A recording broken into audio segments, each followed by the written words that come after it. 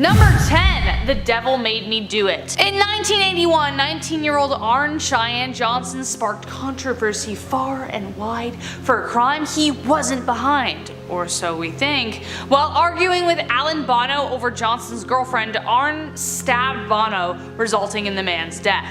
When police arrived, Arn claimed that the devil made him do it. When the words "the devil made me do it" came from his mouth, it sent the world into controversy. Apparently, Arn was possessed by a demon that had not been vanquished by the Warrens at all. Ed and Lorraine had worked with his family a year prior when Arn's girlfriend's brother David was possessed by not one, not two, but 43 demons. In order to save him, Arn commanded the demons to enter him instead, so when his dark deed finally occurred, Ed and Lorraine flew to his defense. The Warrens stated that at the time of the exorcism, and I quote, "Johnson leapt up and cried to the demon, 'Come into me, I'll fight you, come into me.' But from that time on, he was possessed." The Paranormal Society was split in half, but Johnson's team was committed. The court had defended acts of God in the past, like a lightning strike to a tree hits a car, you know what I mean? And now it was time to defend accounts of the devil. But despite what you believe, it wasn't enough, and Johnson received a maximum sentence but was released after good behavior just 4 years later. But still, the fact that these demons were never truly vanquished left the Warrens terrified that this might be the case elsewhere. Number 9. The Smurl Haunting. Jack and Janet Smurl sound like they should be like the leading couple of a comedy featuring Jennifer Aniston and Jason Sudeikis. But of course, wrong list. The plight of the couple attracted the attention of Ed and Lorraine Warren after a series of dark and ominous events struck, of course. In the 1970s, the family started experiencing shocking technical mishaps like their TV bursting into flames and toilets flushing by themselves. I know, do ghosts poop? Apparently. At first, they didn't think anything of it, but then the knocking started, in a peculiar pattern of 3 followed by terrible sudden odors, making the Smurls feel ill. The strange noises and smells were swiftly followed by sightings, and thus entered the Warrens. The Warrens discovered a presence of 3 separate demons, and despite 3 exorcisms, the family reported the return of the demons until finally they let go 15 years later. Number 8. The Haunting in Connecticut. The mortuary turned home for the Snedeker family in Southington, Connecticut definitely created the perfect breeding grounds for a scary story, one that left even the Warrens uneasy in their skin. First off, moving into a mortuary? No thank you. In the 1980s, the Warrens took on the case of Carmen and Al Snedeker, who were being tormented by a series of restless spirits and demons. So in this case, it's not just one, but many that they feared. The family reported the smell of rotted flesh lingering in the house because, I don't know, it was a mortuary, and that the taps would turn red out of nowhere. The eldest son was plagued by visions of ghosts, and both Carmen and Al reported being sodomized by the ghosts. It's a very specific activity. Which led to the Warrens making the discovery that whoever the morticians were, their activities were not always professional, if you get my drift. I don't know what's worse, the demons themselves or like the people who used to live there. Ugh, can't handle that.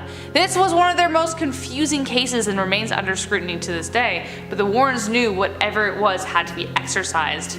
But the question is, was it really, or is it just hiding out until someone else comes along? Number 7, the Enfield Haunting. I don't know what it is with the 70s, man. It just seems like so much weird stuff happened. We had serial killers.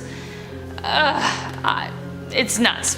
But it just seems like it's one of the strangest times in history, what with violent killers and violent hauntings. The Enfield haunting took place in Brimstown, England, and remains one of the more boggling cases the Warrens worked on. Peggy Hodgson and her family claimed to have seen furniture and toys being thrown and moved by unknown forces in their homes. They even claimed that violent voices were heard and that their children were levitating in the air. They caught the photo of the girls levitating when the investigators set up a wired control camera into the room, which periodically caught images throughout the night. Whatever it was, the Warrens knew there was a demonic entity within the house and immediately set to work. Number 6, the Perrin family case. The Perrin family lived in the old Arnold estate which inspired the scariest film I have ever seen personally, because if you've watched me on Central Dark, you know how low my tolerance is. But anyway, it's still awful.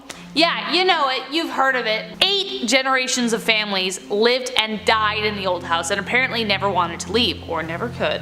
When the Perron family moved in the 1970s, the advice they got was to leave the lights on always. Why didn't you leave then? I don't know. I don't know how that didn't send them running for the hills.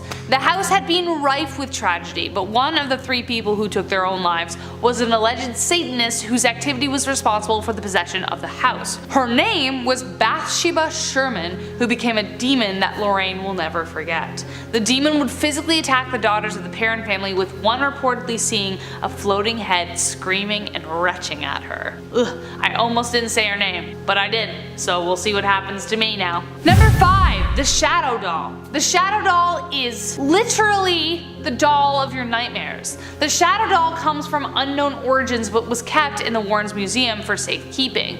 But what we do know was that it was used for satanic rituals, and that the thing is doused in black magic and contains human and animal bones. Whatever possesses this thing had the Warrens take it into their possession to ensure that it caused harm to no one else. Legend has it that if you take a picture of the doll, it will possess your nightmares. But it won't just be any nightmare. It will be the most terrifying you've ever experienced, and some have even suffered heart attacks from them. I know what you're thinking. Why didn't they just burn the thing? Well, what's more dangerous? A demon you can see right in front of you, or one free to wander wherever it chooses? Honestly, I take the spider approach with this. If you see the spider, you know where the spider is, you're good. As soon as the spider disappears, burn your house down. Number 4, Valak. This one is a little controversial because was it just made up for the films? We don't know. Valak is a real demon mentioned in the Lesser Key of Solomon that was introduced into the Conjuring series of films. Though her direct involvement with Lorraine and Ed is under debate, Lorraine's belief in the demon was very strong. Valak is referred to as the Great President of Hell, and usually chooses to appear as a small winged, 2-headed creature thing resembling a child. Valak is said to command 30 legions of demons, and in the film became the leading arch nemesis of the Warrens. We'll mention Borley Church in a second, but Valak was portrayed as a nun. But there is some speculation that says that they may have actually encountered him throughout some of their worst cases. Lorraine often said that she encountered a black, shadowy vision of a dark entity whenever she wasn't working on a case, and believed that she was being followed by something she couldn't explain. Want to know more? Stay tuned until the end of the video and make sure to like and subscribe while we're here. Number 3, Borley Church relates to Valak. We'll talk about this in a second.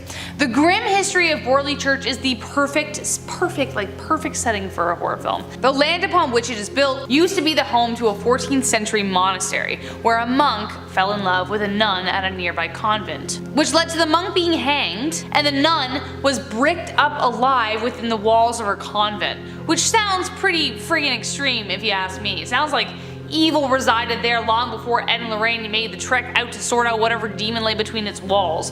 Whoever did that to those 2 poor people, ugh, that's awful. This case inspired the famous nun apparition, as I mentioned, as the youngest daughter of the family who settled there reported seeing her figure. She was also pushed and slapped hard enough to leave welts behind, and that was just in the 1800s. When Ed and Lorraine visited, they obtained photo evidence of the hauntings.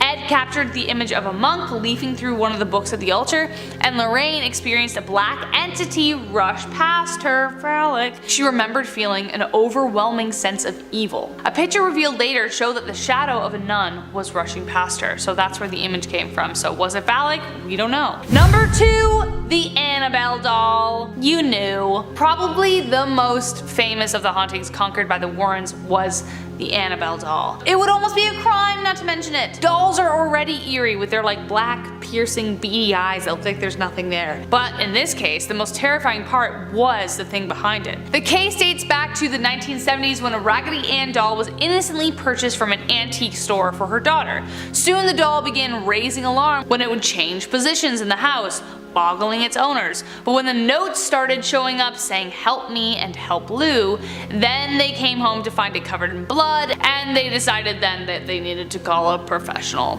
The first medium they called in said it was just the spirit of a girl who passed away, but then the owner, Angie's boyfriend, was attacked. Enter the Warrens. They knew the doll was in fact a demon based on the marks of the beast and other encounters. They removed the doll and took it home, vowing not to take the highway, concerned that whatever was within the doll might cause an accident. Indeed, their brakes stalled or failed several times on their way home, putting their life in jeopardy several times. It wasn't until Ed doused the doll in holy water that the problem desisted. The couple was so concerned about the doll that Ed routinely said a prayer over the doll every single night. Alright, number 1, the Amityville horror case. The setting: Amityville, Long Island in 1975. A place rife with satanic manifestations set on driving whoever entered to violent madness. As soon as I even say Amityville, you know where this is going. One of the most famous Warren cases, this haunting continues to land on the conclusion that there are just some things that can't be explained. A year before the Lutzes moved into the suburban home in Long Island, Ronald DeFay Jr. shot and killed the 6 members of his family. So it's no wonder that during the first month of living there, the Lutzes experienced swarms of flies,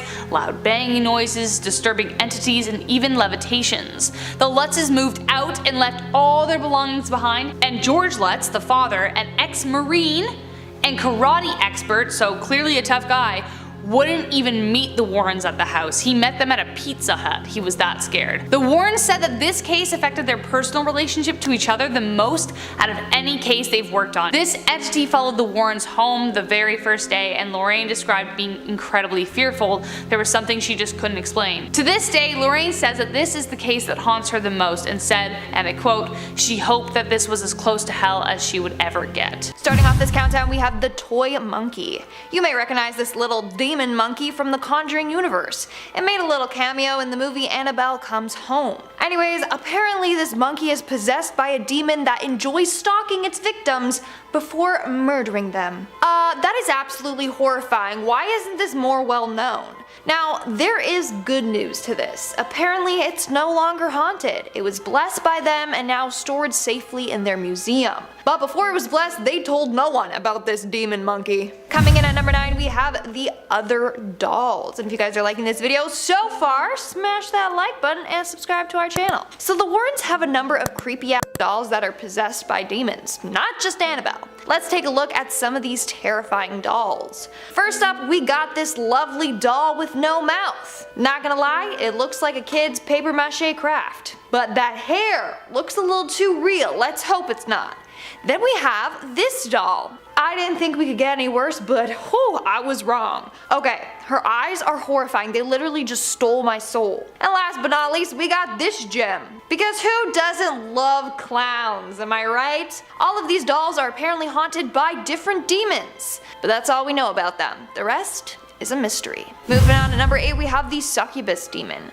Succubus is a demon that is said to take the form of an attractive female in order to trick and seduce men. It's common for men to be visited by this demon in their dreams. While investigating the Smurl family haunting, Ed came in contact with a succubus demon. Both Ed and Lorraine tried to remove this demon from the Smurl family's home, but actually failed to do so. That's when they had to call in Pope Benedict XVI for help.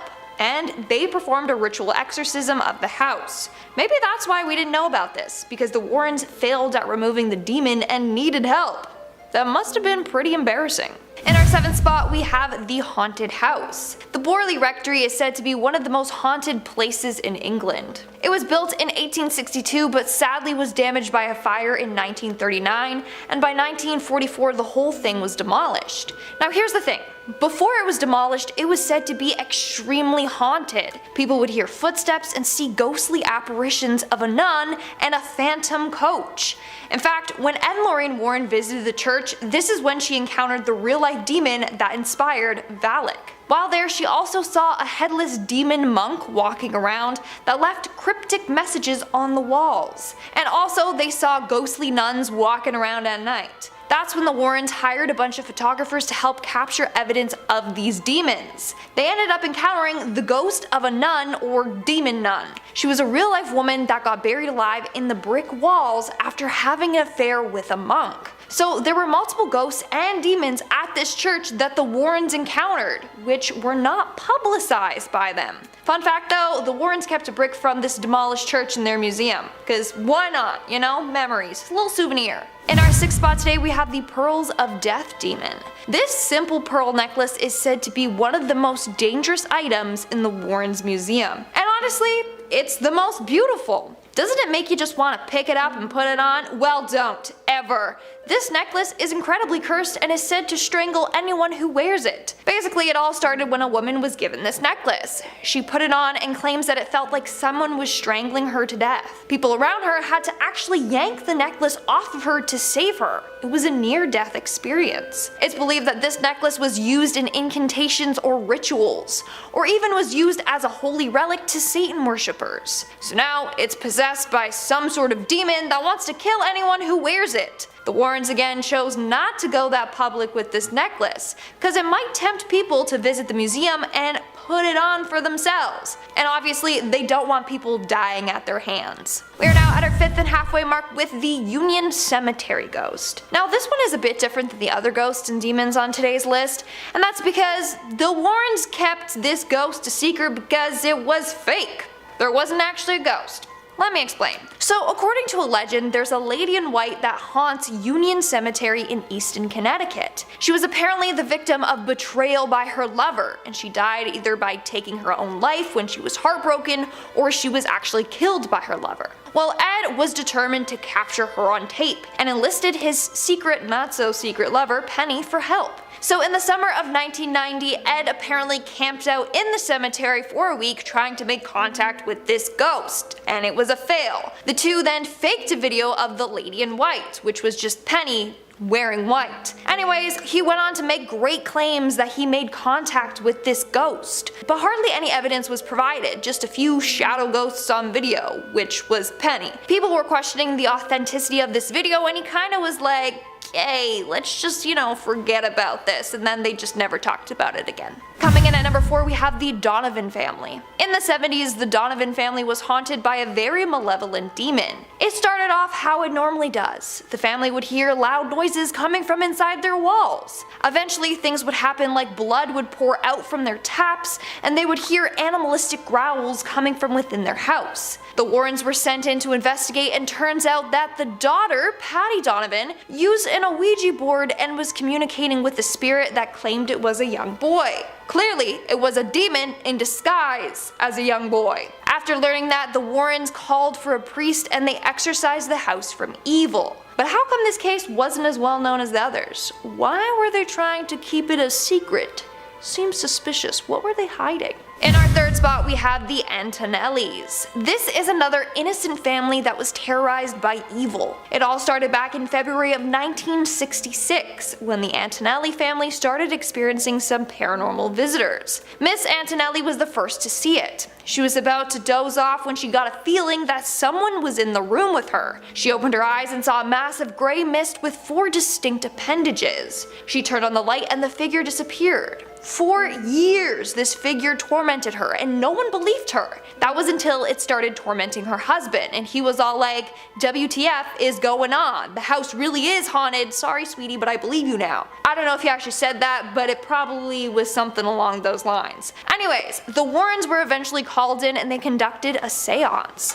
That's when they discovered a number of dark things happened at that house. Some of it was so disturbing that it's believed they wanted to try and keep this case a secret because of the home's gruesome past. Apparently a young girl became pregnant by a neighbor. Her baby was then killed and buried in the cellar. That's just some of the dark things that happened there that the Warrens were willing to share. Moving on at number 2, we have the exorcism gone wrong. In the early 2000s, Ed and Lorraine Warren traveled to Japan to check out these so-called haunted tunnels, where a number of people mysteriously died in. But they got more than they bargained for, because while in Japan, they were called in to do an exorcism on a young girl named Teresa. There was a demon inside of her fighting to take control of her body. In fact, Teresa didn't speak a word of English, but during the exorcism, she spoke fluently. The leaked footage of the exorcism shows Teresa trying to fight back against the demon.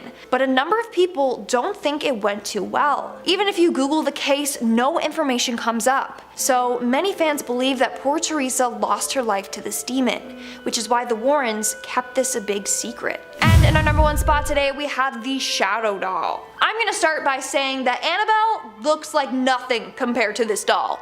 Seriously, its appearance alone is horrifying. Way creepier than that Raggedy Ann Annabelle doll. Anyways, according to the Warrens, this doll was used in a number of satanic rituals. In fact, the doll itself is composed of human and animal bones and black magic. Then, one of the rituals went wrong, or went right, because the doll became possessed by a demon, and it's super powerful. Rumor has it that if you take a picture of the doll, then it will latch onto you and visit you in your dreams. The dreams will be so bad that you'll either have a heart attack and die, or never want to sleep ever again. In fact, according to the Warrens, this demon doll has been responsible for a number of deaths. So the doll was first for sale in an antique shop, and a couple decided to buy it. I'ma stop myself right there. I don't know what possessed this couple to buy the doll.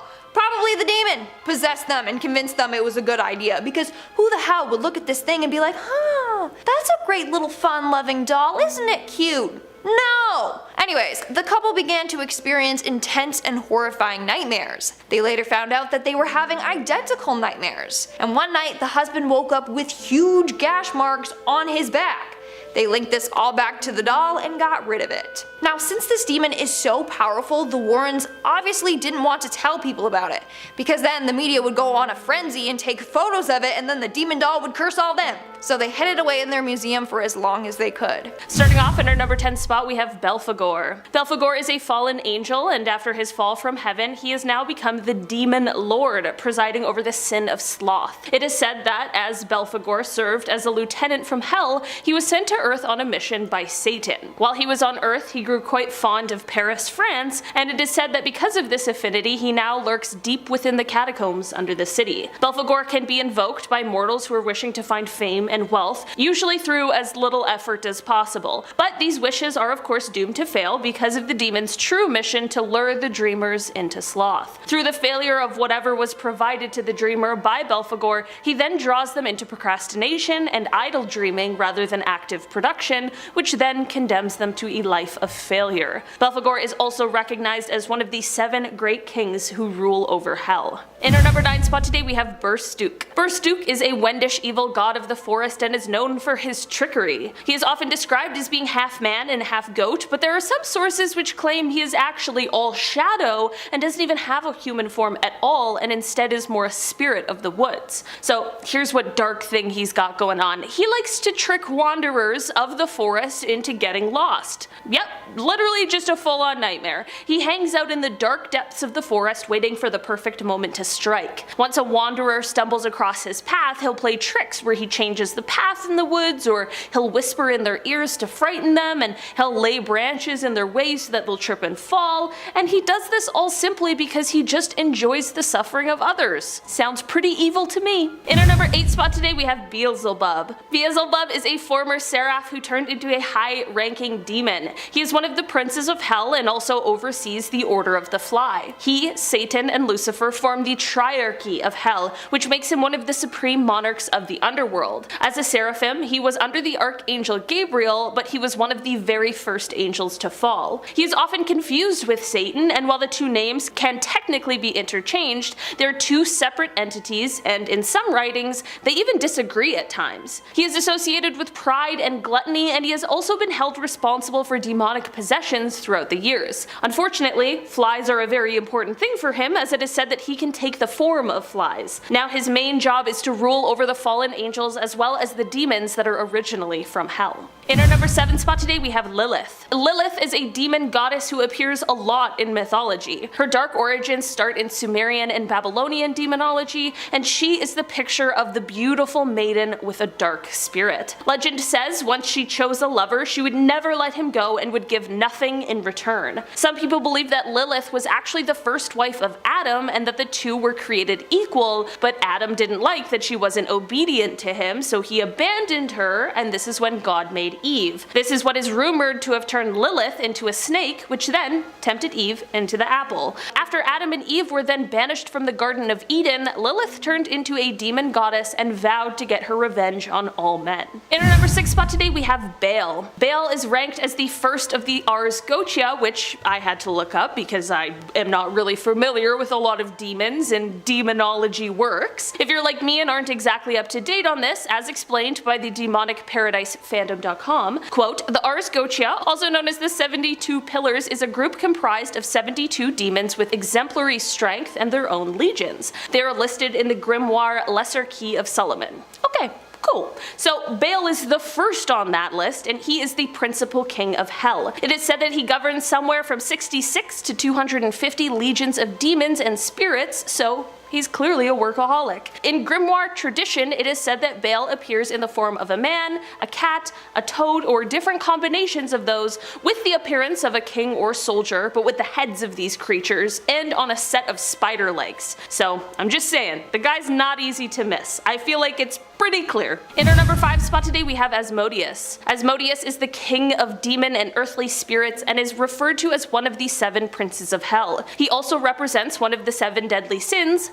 lust. Before becoming a demon in his former life, he was an angel who was known as Asmodel, the angel of April and patience who rules the zodiac sign Taurus. But of course, we're here to talk about his demon form, which is said to appear either as a ruthless, brutal monster or as a kind of mischievous demon that is playful and quick thinking. Honestly, I'm not sure which form would be worse to encounter. The monster would be scary, but a little annoying demon would also be the worst. For the most terrifying exit I've ever heard of, it is said that Asmodeus will cut himself into pieces and immediately after disappear. In our number 4 spot today we have Azazel. Azazel is one of the chief governors of the Grigori, which is a group of fallen angels who married female mortals, which then produced the Nephilim, which are these scary giant creatures that ate mortals. In the beginning, Azazel started as an eater of sins, but the more sins he consumed, the hungrier he became, and this led to him not being satiated by the sins he was receiving. The reason he was cast from heaven is because he taught men how to make swords, knives, shields, and breastplates, which then led to humans being corrupted and thinking that they were invincible. It is said that the humans went so far that they were planning to raid heaven, and this is when God told Raphael to bind Azazel's hands and feet, open up a hole in the desert, and toss him in, casting him into darkness. This worked, and for a long time Azazel remained in prison. It was so bad that the jagged rocks near him tore his physical body away, and this left him as a mass of darkness covered in mouths and eyes. Later freed by Lucifer, he went on to join the demons in hell. In our number 3 spot today we have Amen. It's weird, she used to work here.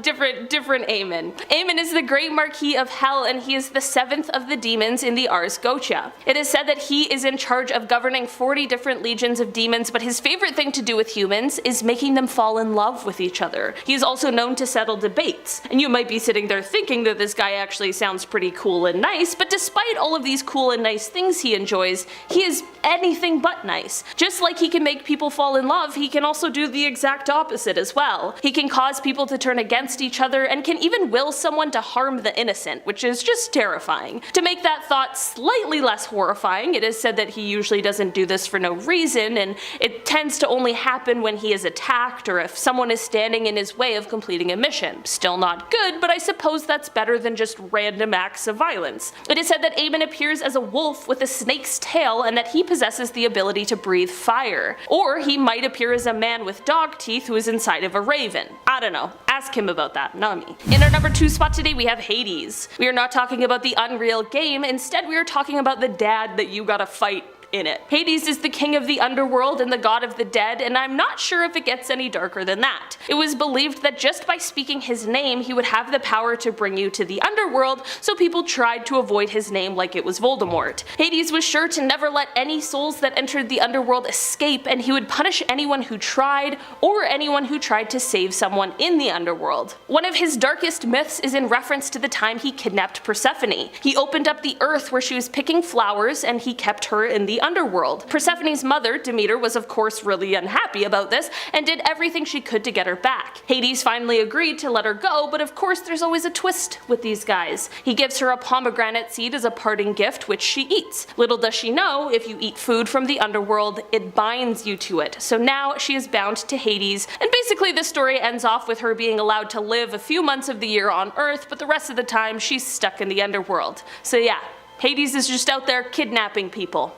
Really uncool. In our number 1 spot today we have Lamashtu. Lamashtu is a demon, monster, malevolent goddess or demigoddess who comes from Mesopotamian mythology, and she certainly is terrible. Her name means she who erases, and this is because she would prey on women during childbirth and wait for them to be breastfeeding their new baby so she could kidnap the newborn and eat its flesh. I honestly don't know if it gets any darker than that. She was also known to disturb sleep and cause nightmares, as one of her less worse qualities is that she would also be known to harm the environment, bound the muscle of men, and would bring sickness and disease. Mothers who were expecting children would wear an amulet that depicted her in order to protect their pregnancy from her. Sometimes people would even leave offerings to keep her appeased, which would always be small, feminine objects. There are some cultures where Lamashtu was regarded as a guardian, but I'm sure they didn't hear the whole eating babies thing, or else I feel like they might have changed their minds. Kicking off the list at number 10, William Thomas Stead. Born in 1849, William Thomas Stead was the son of Congregationalist minister, and at the age of 22, he was appointed as editor of the Northern Echo, a regional newspaper in Darlington. This British medium, Richard Borsonov, featured a photo of W.T. Stead and a spirit. Or a demon, one of the two, both pretty terrifying. While William was investigating a spiritual case, he took this photo with what's supposed to be the spirit of Pete Botha. Now, the reason many believe that maybe the spirit is evil is that Stead later on died in the Titanic. He boarded the ship to take part in a peace congress at Carnegie Hall, and survivors mentioned William Thomas Stead a few times. Apparently at dinner, he was chatting his way throughout the entire 11-course meal, recounting exciting, spooky times in his life, even mentioning a cursed mummy that he encountered at the British Museum once. That's a little odd for table talk. He even gave his life jacket to another passenger that night too. Stead would often claim that he would one day pass due to hanging or to drowning. And right before he was to be awarded with the Nobel Peace Prize, he passed away due to the latter. Was he cursed? I believe so, to be honest with you. What do you guys think? Number 9, the demonic boy photograph. It doesn't matter where or when, but odds are you've probably seen this photo at some point. All those late nights when you're scrolling through Reddit, you've probably seen this at some point. I know I have, and every time I see it, I'm kind of like, it looks pretty real. It's pretty haunting. You know when you see a photo, sometimes you get bad vibes, like it registers in your brain as something scary and real. Like you want to find something that looks fake about the photo, but it's tough. This photo was taken inside the Amityville house in 1976. It appears to be a young boy or ghost, spirit, demon, whatever, with glowing white eyes. It was taken with automatic cameras equipped with infrared. And it makes it even creepier that the boy looks like he's peeking around the corner. Like he knew something was coming almost, he didn't want to get caught. That's the creepiest part here. A photographer named Gene Campbell took it, and Gene was working with paranormal investigators Ed and Lorraine Warren at the time. Yeah, the famous duo now rocking the big screen Conjuring Universe. This was a real thing. They were on this case in real life. This photo was revealed 3 years after it was taken, and it was revealed on the Merv Griffin show. Imagine seeing this on a show, like Jimmy Kimmel whips this out. It's like, hey, we're gonna play Plinko. Check out this demon. Many believe this is the ghost of John DeFeo, one of the boys who lived there prior during the 1974 event. Now we're still trying to cover this one, but what do you guys think? Is this an elaborate hoax? Is this a young boy? Or is this one of the many demons that was said to haunt the house? Sound off down below. Number 8, the SS Watertown. This picture here perhaps is one of the creepiest on this list. I'm not sure what to think of this one. It comes from 1924 and it shows what appears to be two older men, or two older figures almost. I don't know, it's water, it's hard to tell. Some believe it's James Courtney and Michael Meehan in the water. Now the two had previously died and were buried at sea, hence that's why their first thought was them as to who it was. Other crew members saw these strange faces in the water as well, so when they turned back to get another look, 5 out of the 6 photos showed nothing. This was the only photo that showed what they saw. Are these the two lost crewmen, or is the vessel haunted by sinister forces? Number 7, backseat driver.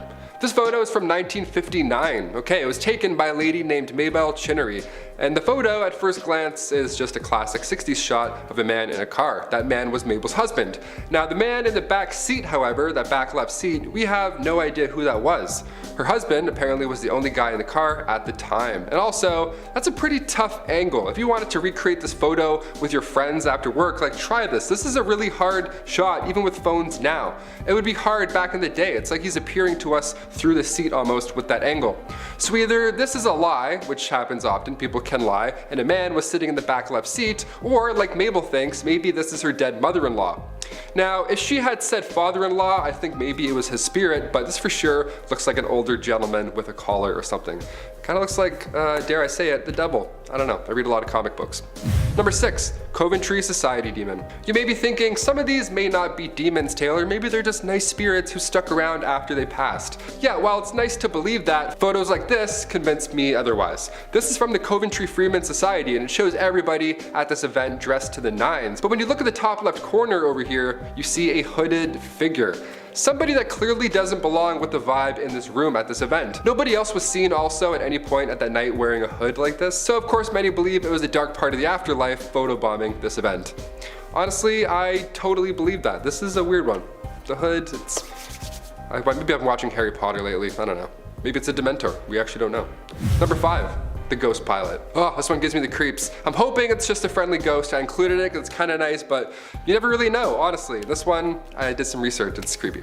Any sort of spirit I don't welcome. Yeah, I don't gamble on the afterlife. I'm actually all set. The ghost pilot is a photograph that shows a spirit from 1987. A woman named Mrs. Sayer was visiting an airfield in England, so of course she did the classic tourist thing and got a photo in the cockpit. We all do it at some point, but do you ever think of who may have died in that exact spot before? After the age of 10 years old, I was like, you know what, I understand ghosts, I'm not gonna sit in that tank. I'm good, thanks.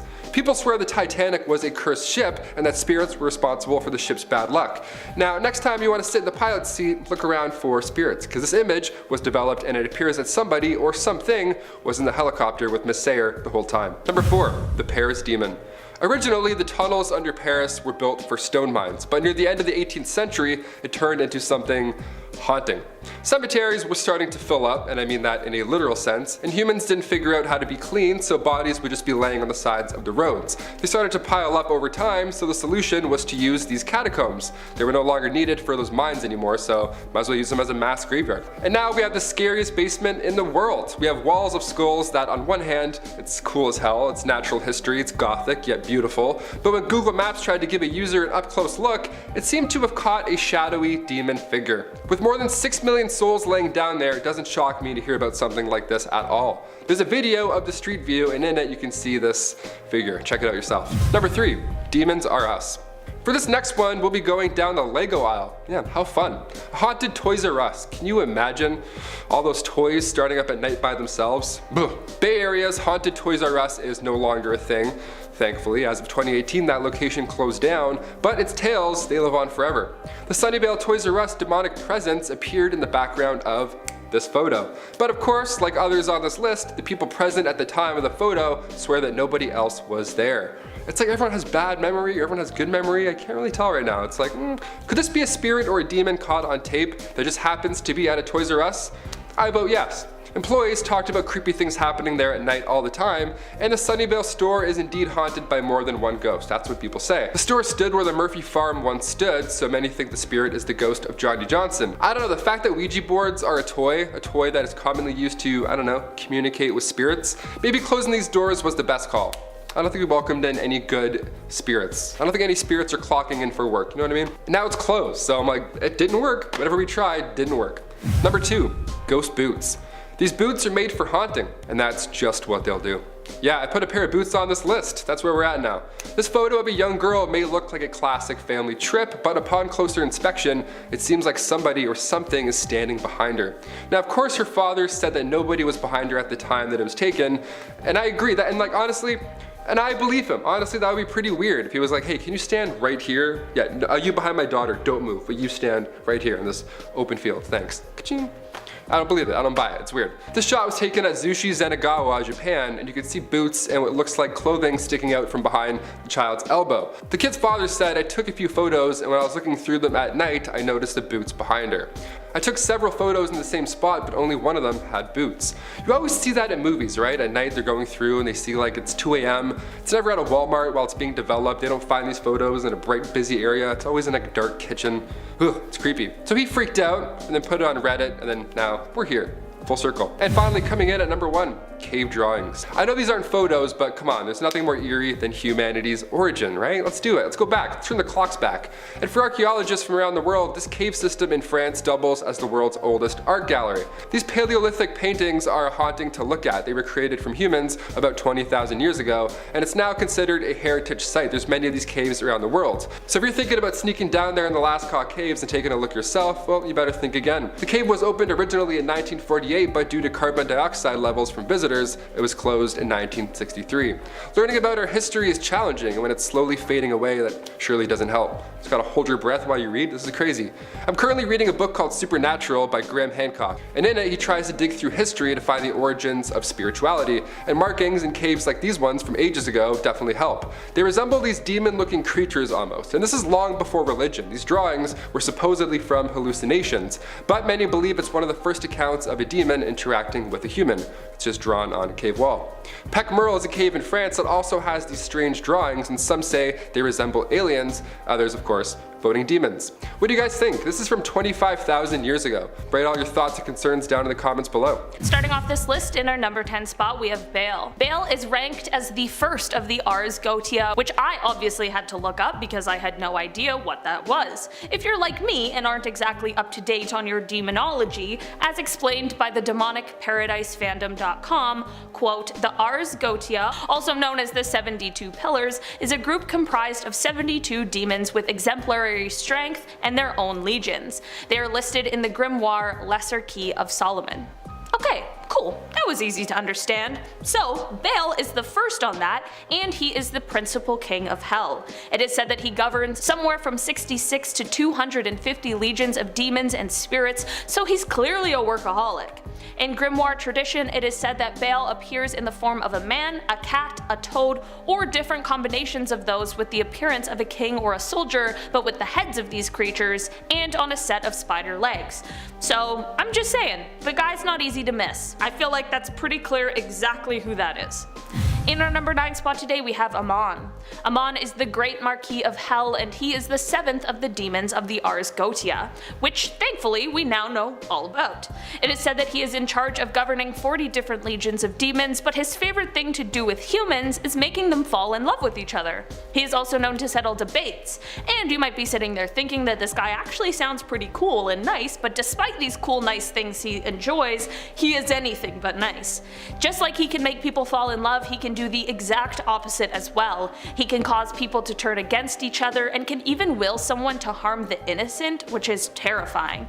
To make that thought slightly less horrifying, it is said he doesn't usually do this for no reason, and usually only does this when attacked or if someone is standing in his way of completing a mission. Still not good, but I suppose that's better than just random acts of violence. It is said that Amon appears as a wolf with a snake's tail and that he possesses the ability to breathe fire. Or he will appear as a man with dog teeth who is inside of a raven. I don't know, ask him about that one, not me. In our number 8 spot today we have Asmodeus. Asmodeus is the king of demons and earthly spirits and is often referred to as one of the 7 princes of hell. He also represents one of the 7 deadly sins, lust. Before becoming a demon in his former life, he was an angel who was known as Asmodel, the angel of April and patience who rules the zodiac sign Taurus. But of course we are here to talk about his demon form, which is said to appear as either a ruthless, brutal monster or as a kind of mischievous demon that is playful and quick thinking. Honestly, I'm not sure which form would be worse to encounter. The monster would be scary, but a little annoying demon would be so frustrating. For the most terrifying exit I've ever heard of, it is said that Asmodeus will cut himself into pieces and immediately after disappear. In our number 7 spot today we have Leviathan. Leviathan isn't fully a demon, but he is even a step above as he is a primordial beast of darkness and chaos, and he is one of the 7 princes of hell, as well as its gatekeeper. He also represents one of the deadly sins, envy. The entrance to hell is actually said to be Leviathan's mouth, known as the Hellmouth. The exact origins of Leviathan aren't exactly clear, but in the end it is agreed that he fell from God's grace and became the beast of the chaotic oceans that cannot be tamed by man or beast. So Leviathan is the beast of the oceans, Behemoth is the beast of the earth, and Ziz is the beast of the air. After the war in heaven, these three beasts all turned on each other and then threw all of what they govern and those who live in it into absolute madness. This forced God to step in and separate these three beasts so that they didn't completely destroy the earth. It is said that if anyone tries to escape the inferno of hell, Leviathan will devour them and suck them inside of his stomach. Here they will remain forever to be burned in the flames of the body. In our number 6 spot today we have Mammon. Mammon is another one of those fallen angels turned demon and is often associated with the sin of greed. Because of this, Mammon is the noble demon lord of cupidity, richness, abundance, prosperity, wealth, and injustice. It is said that even during his time in heaven, he spent more time looking at the golden roads rather than God himself because he was already obsessed with gold and riches. Actually, it is reported that his obsession with the gold was so serious that his fall from heaven wasn't really because he was passionate about Lucifer's rebellion, he was just too focused on wealth, and this was enough for him to be cast out by Archangel Gabriel. It is said that Mammon is the creator of alchemy, and he is the one who bestowed the knowledge to humans of what alchemical compounds are needed to make gold. It is said that because he gave this top secret information out, it led to the creation of these sort of humanoid creatures that possess great power and strength, which indirectly makes him the creator of these creatures. In our number 5 spot today we have Azazel. Azazel is one of the chief governors of the Grigori, which is a group of fallen angels who married female mortals, which then produced the Nephilim, which were these scary giant creatures that ate mortals. In the beginning, Azazel started as an eater of sins, but the more sins he consumed, the hungrier he became, and this led to him not being satiated by the sins he was receiving. The reason he was cast from heaven is because he taught men how to make swords, knives, shields, and breastplates, which then led to humans being corrupted and thinking that they were invisible. It is said that the humans went so far that they were planning to raid heaven, and this is when God told Raphael to bind Azazel's hands and feet, open up a hole in the desert, and toss him in, casting him into darkness. This worked, and for a long time Azazel remained in prison. It was so bad that the jagged rocks near him tore his physical body away, and this left him as a mass of darkness covered in mouths and eyes. Later freed by Lucifer, he went on to join the demons in hell.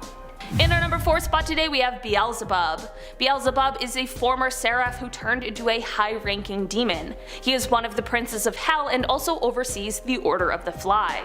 He, Satan, and Lucifer form the triarchy of hell, which makes him one of the supreme monarchs of the underworld. As a seraphim, he was under the Archangel Gabriel, but he was one of the very first angels to fall. He is often confused with Satan, and while the two names can technically be interchanged, they are two separate entities, and in some writings they even disagree at times.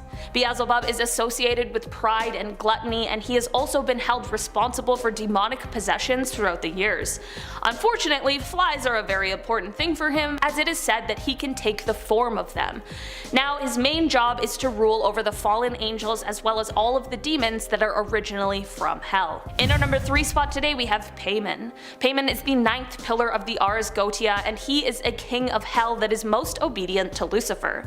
He is normally depicted as a strong man with a face that has softer features. He wears a crown, and he is seen riding a dromedary, which is a type of one-humped camel, usually trained for riding or races. Before him there is often a whole group of demons and ghouls who are in the shape of mortal men, playing instruments like trumpets and cymbals, which is of course meant to give Paimon a grand entrance to wherever he is on the way to. He is manipulative, malicious, and honestly pretty hostile. He inflicts psychological, physical, and spiritual torment, and will even go as far as to recreate traumatic events or just give terrifying visions and nightmares. His voice is so loud and roaring that whoever invokes him has to command him to alter his speech, or else he'll continue speaking at an ear-splitting volume and he won't be able to be heard or understood. If he's not causing you torment, it is said that he can tell you all of the mysteries of the earth though. I'm still not convinced it's worth the risk, however. In our number 2 spot today we have Belial. Belial is the 68th spirit in the Gotia, and he is one of the crowned princes of Hell, but he is also known as Hell's brightest fire, Evil's match, and the king of evil, so I think it's safe to say that he's pretty terrifying. He is mighty and powerful, and this is likely due to the fact that he was created right after Lucifer, which is of course part of the reason why Belial belongs to his order. Belial was once an angel, but after his fall from grace he became a demon of lies and guilt, and he possesses the ability to induce any type of sin, but his favorite is the sin of lust. Belial is so evil that it's said he started a civil war in hell. While still an angel just before his fall, in the War of Heaven, Belial slayed numerous angels, and as a demon, just in general, he would slay huge demonic armies that attempted to make any moves against him or any of the other 7 great kings. In our number 1 spot today we have Belphegor. Belphegor is a fallen angel, and after his fall from heaven, he has now become the demon lord presiding over the sin of sloth. It is said that as Belphegor served as a lieutenant from hell, he was sent to Earth on a mission by Satan. While he was on Earth, he grew quite fond of Paris, France, and it is said that because of this affinity, he now lurks deep within the catacombs under the city. Belphegor can be invoked by mortals who are wishing to find fame and wealth, usually through as little effort as possible. But these wishes are of course doomed to fail because of the demon's true mission to lure the dreamers into sloth. Through the failure of whatever was provided to the dreamer by Belphegor, he then draws them into procrastination and idle dreaming rather than active production, which then condemns them to a life of failure. Belphegor is also recognized as one of the 7 great kings who rule over hell. Starting off in our number 10 spot we have The Conjuring. To start off this list today, of course, we have to talk about the case that really started a lot of our more modern interest in Ed and Lorraine cases, and that would be the Conjuring house. The house, which was built in 1736, wasn't anything special and didn't gain its fame until the family of Roger and Carolyn Perron moved in 1971. They claimed to experience terrible things like the smell of rotting flesh, witnessing something levitate in their beds as they slept, and one of the family members even claimed to have been possessed by a spirit. The family, of course, called Ed and Lorraine to come and investigate and hopefully help them out. Once there, the pair claimed that there was in fact a spirit haunting the home, and it was that of Bathsheba Sherman, who is said to have been a witch who previously lived in the house and who was buried in a cemetery nearby. The investigators had to make several trips to the house over the span of a few years, but as of now it is said that the house belongs to new owners who continue to open their doors to paranormal investigators. In our number 9 spot today we have Annabelle. Many of us are likely quite familiar with Annabelle due to the movies made about the haunted doll. As it turns out though, they truly are more than just movies, as the real story is said to have taken place in the 1960s. This is at least when Ed and Lorraine began to get involved with the doll. In 1968, 2 roommates claimed that the Raggedy Ann doll that was gifted to one of them by their mother had become possessed by the spirit of a young girl named Annabelle Higgins. After further investigation by the pair, the Warrens explained that the doll was being manipulated by an inhuman presence, and they knew that the roommates would not be able to keep the doll without fearing for their safety. This is what led to the pair taking the doll and placing it in their occult museum. In our number 8 spot today we have Amityville. One of the cases that is perhaps the most famous of Ed and Lorraine's is that of the Amityville haunting. In the 1970s, couple George and Kathy Lutz contacted the paranormal pair because they claimed that their house was haunted by some sort of violent demonic presence. They said that this presence was so intense it forced them to have to leave their home. Considering the dark history this home had just before the couple had moved in, it wasn't necessarily a stretch to believe that the house was haunted by some sort of evil spirit. In the end, the Warrens investigated the home and backed up claims that the Lutz had, which is part of the reason why this case ended up launching its own multi-million-dollar franchise afterwards. In our number 7 spot today we have the Enfield Poltergeist. In 1977, the Warrens were called to Enfield, which is said to be a North London suburb, over reports of some poltergeist activity. Many people claimed that the reports of the hauntings were a hoax, but when the Warrens conducted their investigations, they became convinced that the hauntings were a result of demonic possession. The claims said that the house had furniture that moved on its own, there were disembodied voices being heard throughout the halls, and just general haunting things that nobody nobody would want in their home. In the end, this case was so famous, it's actually what went on to inspire the story that was seen in The Conjuring 2. In our number 6 spot today, we have The Devil Made Me Do It. This is the Ed and Lorraine Warren story that is behind the 2021 Conjuring movie. We've got a lot of fucking Conjuring movies on this list. In 1981, Arn Johnson was accused of taking the life of his landlord, Alan Bono. Ed and Lorraine had been called to the house prior to this taking place because the family believed that the younger brother of Arn's fiance had been possessed by a demon, but when the paranormal investigations began, Ed and Lorraine claimed that Arn was also possessed by some sort of demon. The trial of Alan's killing ended up marking a point in time as it was the first time demonic possession was used as a not guilty plea. In this case, it was unsuccessful, but it went on to be one of the most historic cases of Ed and Lorraine's. In our number 5 spot today, we have The Werewolf. Okay, I'll be honest, this is one of the more controversial Ed and Lorraine cases, but still, we had to talk about it. Ed and Lorraine claimed that they were able to exorcise the angry spirit of a werewolf from a man named Bill Ramsey, who is said to have turned into a sort of wolf man. The Warrens did not perform exorcisms themselves, so of course they needed to get some help from priests as well, but they claimed that the treatment worked. Lorraine explained that she saw Ramsey's case on TV and just felt like she could help him. She even claimed to have a video of this guy transforming into the werewolf creature, but conveniently never released it to the public. The Warrens were so involved in this case that they brought Bill from England back to Connecticut in order to be exorcised by a bishop that they knew and trusted. In our number 4 spot today, we have the Union Cemetery. The Union Cemetery in Easton, Connecticut is known as one of the most haunted cemeteries in the United States, which definitely says a lot. The most famous of all of its hauntings is a presence that is often referred to as the White Lady. There are many people who have experienced this ghostly presence, and many people have seen her walking in front of their cars as they drive near the cemetery. That is all exactly why, in 1990, the Warrens decided to experience it for themselves when they set up their cameras in this haunted location. It is said that just after 2:40 a.m. they heard the sound of weeping, and a paranormal figure began to move several feet in their direction. It is said that as they witnessed this, Ed tried to slowly approach her, but she suddenly vanished just as quickly as she had appeared. In our number 3 spot today, we have the Smurl House. In August of 1973, the Smurl family had moved into a new home in West Pittston, Pennsylvania, but things quickly took quite a dark turn. The family began to claim that their new home was possessed by some sort of a demon that caused loud noises and bad odors, and whatever this entity was, it was doing some really violent things to the family, as well as to their pet dog. This went on for years before they decided to call in the pros. Of course, Ed and Lorraine were on the case. According to Ed, there was a demon that inhabited the home, and it was very powerful. It had the ability to shake mirrors and other items of furniture, and they began trying to persuade it to leave by playing religious music and praying. Apparently, the Warrens, while in the home, witnessed a drop in temperature, which was followed by the formation of a sort of dark mass. There was another instance where they claimed they saw the demon leave a message on a mirror that read,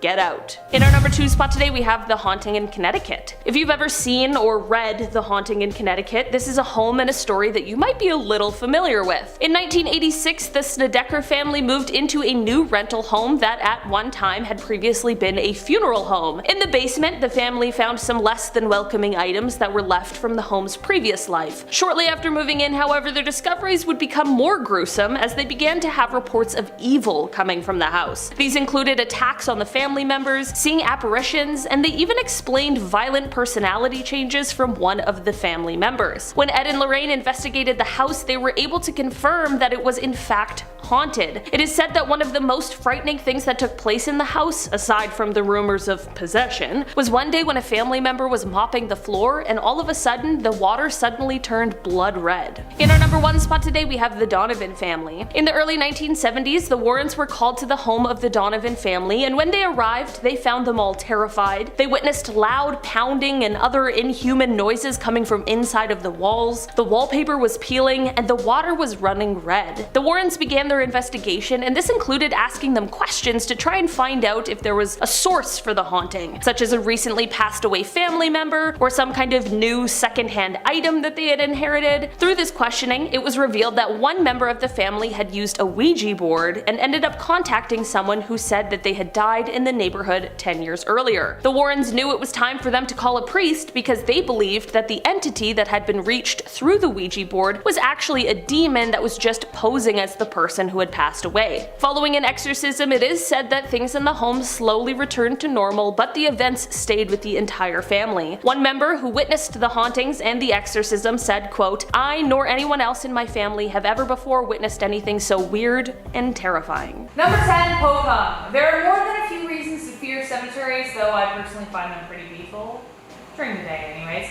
But many believe, and rightly so, that spirits of both good and evil walk among the stones and sleeping corpses. In the Indonesian and Malaysian tradition, one such spirit is actually a demon named Pocum, and you don't want to run into him. He is pale, shriveled with no eyes, and his body drips with decay as he floats around. Pocum is a result of a tormented spirit who is trapped on earth. In the tradition of Muslim burials, a shroud must cover the body and be tied in 3 places: the head, the neck, and the feet. Then, after 46 days, the ties are to be removed so the soul can be set free. But if they forget, then the soul is trapped. As a result, the soul turns into a bitter, tormented demon and will spend its time on Earth attacking anyone it encounters. Should you ever encounter one, though, fall to the ground and play dead, or run down a long road until you're out of sight. Peace, demon. Alright, number 9, Legion. What's more terrifying than one demon, you ask? Well, obviously more than one. In fact, lots and lots of demons. In the Bible, in the Gospel of Mark 5:9, a man approached Jesus and claimed he was afflicted by a demon. When Jesus asked the man, "What is thy name?" he answered, "My name is Legion, for we are many." Like, what an epic way to present yourself, you know? Sounded like things were pretty crowded in the poor guy. Somehow this guy got possessed by over 2,000 demons, and when Jesus expelled them from the man, he sent their spirits into a flock of nearby pigs. The pigs then ran into the Sea of Galilee and drowned. Number 8, Manananggal. This creature hails from the Philippines and is absolutely terrifying to behold. I totally said the name wrong, I know. There was just no... I couldn't find it on the internet, guys, just so you know. I welcome correction, as always. A beautiful woman by day, the demon transforms into evil incarnate when the sun descends. Her back expands into large withered wings, her fangs extend, her fingers grow long, razor-sharp claws. Sounds a little like a vampire, right? Except for the fact that she has to sever her torso from her legs and trails her innards as she flies. Ugh. But during the day, she feeds on the blood of men she seduces into a trap, and pregnant women at night feasting on their wounds.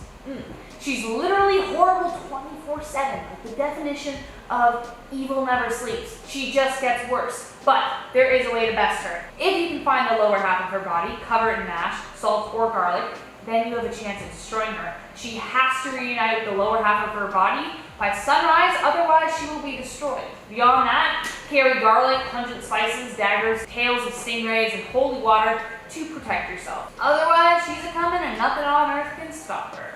Number 7, Asog. This demon originates from the ancient Sumerian legend and is so terrifying to behold that his mere presence could boil fish. In the Sumerian mythological poem, Asog was described as being huge with 3 legs, 3 arms, with no neck, and more than a few eyes covering his body. His skin is practically indestructible, which served him well as his main mission was to defeat the god Naruto. In order to do so, he even created an army made of rock people. Thwarted by Naruto, Asog turned to tormenting humanity. He hunts humans and creates disease and plague upon mankind.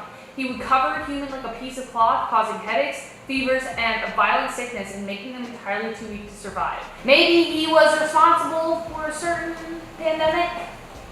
You were thinking it, I'm just saying it. Number 6, Jaikininki. This demon hails from the Japanese Buddhism tradition and directly translates to human-eating ghosts. So yeah, pretty much scary right out of the gate there. Humans are their main source of food, though they at least wait until you're dead. They are the spirits of greedy, selfish, and impious souls and appear as human when seen for the most part. Their features are monstrous and have sharp teeth they use to tear the skin from the bones of the dead. As you would expect, they look like rotting corpses themselves, save their glowing yellow eyes. But variants of the lore say that they are actually able to disguise themselves as regular humans during the day, but at night they must feast. Though they have to eat human flesh to survive, they don't enjoy it, but it is the only thing that can slake their eternal hunger. So perhaps it is not so much a case of being afraid of them while you're alive, but the fear of turning into one when you die that makes these creatures so grotesque. Number 5, Abaddon. Abaddon, aka the Destroyer. Abaddon is the 5th angel who fell from heaven and was given the key to the abyss. When the apocalypse comes, he will open it and unleash a terrifying horde of locusts. But not just any locusts, They have a sting like scorpions and only a hunger for human flesh of those who do not have a sign of the Lord upon them. They are not allowed to kill humans, only torture them. For 5 months, leaving the people to seek death but unable to die. The locusts will also look horrendous. They will have human faces. If you're having trouble picturing that, just remember those cockroaches from Cats. They'll also be dolled up in armor, have teeth like lions, and have long, flowing hair. Abaddon is their king, so if you thought the locusts sound terrifying, then so is he by default. He's a good reason to carry some intense bug spray with you at all times. Number 4, Moloch. I honestly don't know which is more terrifying, Moloch himself or the worship of him in general. Moloch and the worship of Moloch is condemned a few times in the Bible for one big reason. Though many religions are not strangers to human sacrifice, Moloch asks for a very specific kind from the younger generation.